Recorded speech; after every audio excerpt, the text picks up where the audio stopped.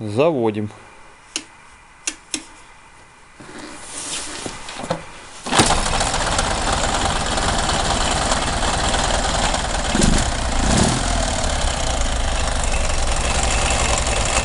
Отлично слышно, что звучит какая-то фигня, скорее всего поршня.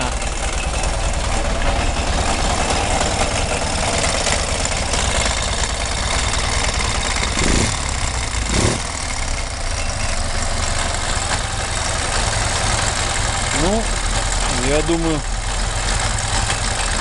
вскрыть его, как потеплеет, посмотреть, что в поршневой. Тогда решу, что с ним делать.